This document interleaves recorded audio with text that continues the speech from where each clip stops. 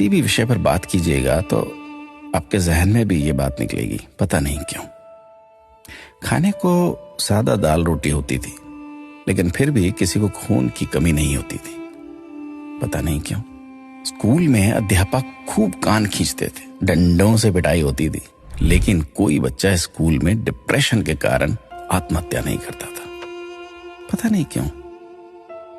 बचपन में महंगे खिलौने नहीं मिलते थे, लेकिन हर खेल बहुत आनंदित करता था, पता नहीं क्यों।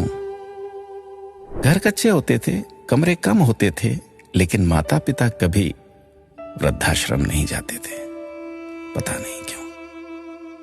घर में गाय की, कुत्ते की, अतिथि की, मेहमानों की रोटियां बनती थी, फिर भी घर का बजट संतुलित रहता था।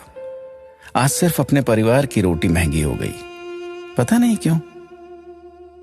महिलाओं के लिए कोई जिम या कसरत के लिए विशेष साधन नहीं थे, फिर भी महिलाएं पूर्ण रूप से, संपूर्ण रूप से स्वस्थ रहती थी, पता नहीं क्यों।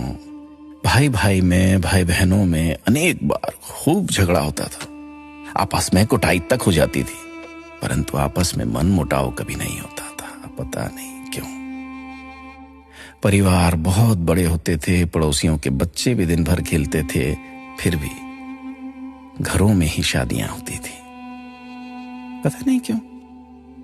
माता पिता थोड़ी सी बात पर थप्पड़ मार देते थे, लेकिन उनका मान सम्मान कभी कम नहीं होता था, पता नहीं।